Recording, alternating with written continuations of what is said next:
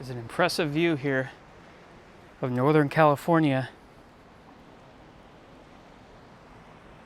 It is gorgeous.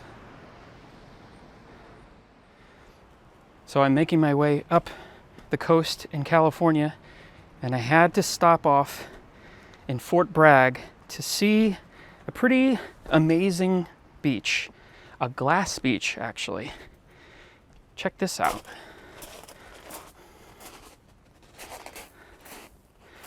What you're looking at are not rocks, it's actually glass from decades and decades of weathering away in the ocean. Look at this.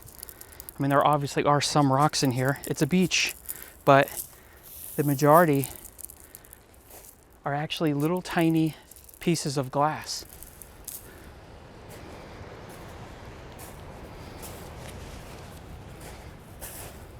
So how these beaches came about was back in 1906, Fort Bragg had a fairly common way of getting rid of garbage back then, which was to dump it in the ocean. And some believe that it started after the earthquake in 1906, where all the rubble and the destroyed houses were just basically dumped off the cliffs into the water. Unfortunately, things like appliances, lots of metal and brick, and even cars were dumped over the cliffs into the water. There are actually 3 different beaches here, 3 different glass beaches. And that is because when the one dump site got filled up, they just moved a little ways down and started using that one. And then when that one got filled up, they used a 3rd one. And it's crazy to think now with our mindset, but this was many, many years ago in this way of thinking, and thankfully we have changed. Now, unfortunately, it's a pretty cloudy day today, or probably a lot of this glass would be glimmering in the sunlight, but you certainly get the idea. So as you can see, just randomly scooping up some glass, you pick up all different types of colors. There seems to be not a lot of things like blue and orange and red compared to the large amount of white and brown, probably because people take them for jewelry and things like that. There's always a lot of people hunting for things to make jewelry out here. This, I believe, is the 3rd site. This was the largest site. This is one that was closed down in 1967. And I think the reason why there's so much glass here is because I think this one is illegal to take from, where certainly the other 2 are really scoured for specific colors for jewelry and things like that. Certainly though, if you are any kind of a collector, a rock collector, or gem collector, this would be probably a pretty exciting place for you to check out.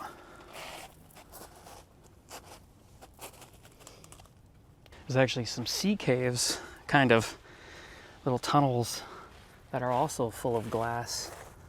This might be the best pickings because people probably don't want to venture down into here.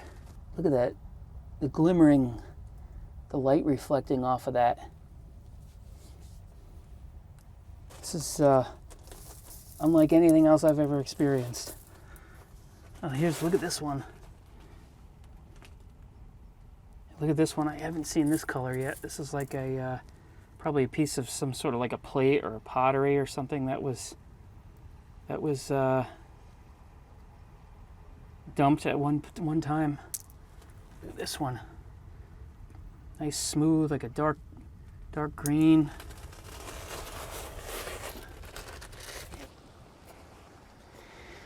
Now that's a special one. I was just walking along and I came across that one. That blue one. Some of these are actually quite large. Most of them are a lot smaller than this, but you can see how rounded off this is now. That's just, obviously that one has been possibly sitting in the water for a lot longer, whereas this blue one and the green one are just in need of some more time. some more waves to be pushing against it and wearing it away. But most of them are fairly small, I mean, even minute, and it's hard to find certain colors. Like, I haven't really seen any purples or reds. I think that kind of stuff probably was more rare for bottles anyway. If you think most bottles were either clear or green back in the day, or brown, and that's pretty much what's always here. But anything that's of real significant color, that's maybe a desirable color, has been taken for jewelry or, you know, whatever people take it for, mementos, who knows.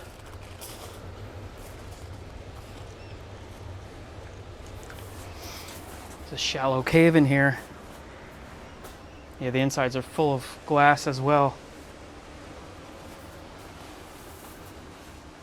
Just interesting to see.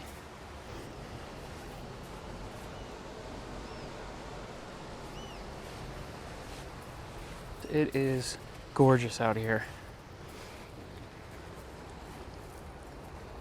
So believe it or not, it was actually proposed not too long ago even to replenish the glass that has been disappearing. So it actually went into the city council to see if they could replenish it with old recycled glass. Unfortunately, it was deemed too expensive of a project and it was turned down.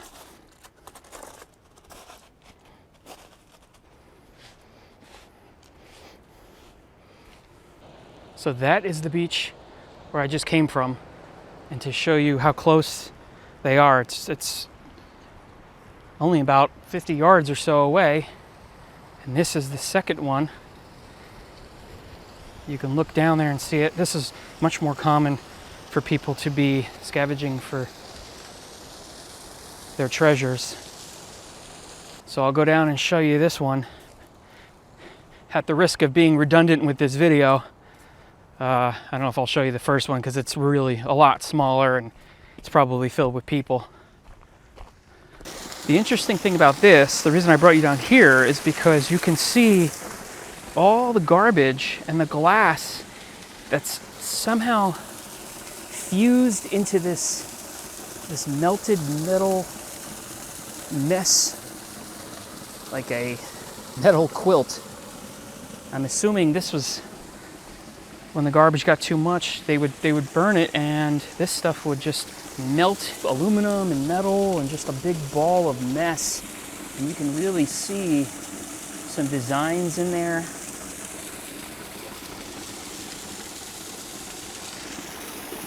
So this stuff will probably be here for a long time.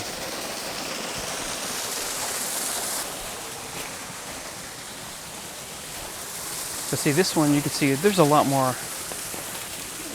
rocks in this one.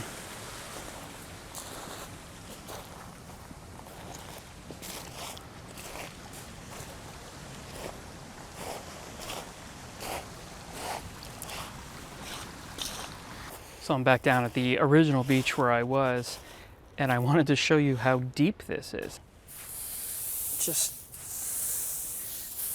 It just keeps going and going until it gets more compacted. This is what people do. They come here and they dig deep and see what kind of hidden gems they can find.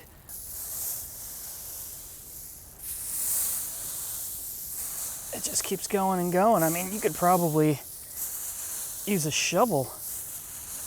Hours and hours of fun if you are a collector of glass or rocks. All right, so I'm gonna keep walking around here, try to get some interesting photos for Instagram, so check them out, Mobile Instinct on Instagram.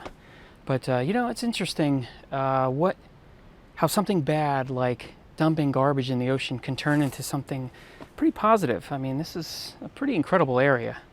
But hey, if this is your first video of mine that you've found, make sure you follow me along on my journey. I'm traveling all over the country, checking out amazing places like Glass Beach, and I'll see you in my next adventure. Thanks for watching.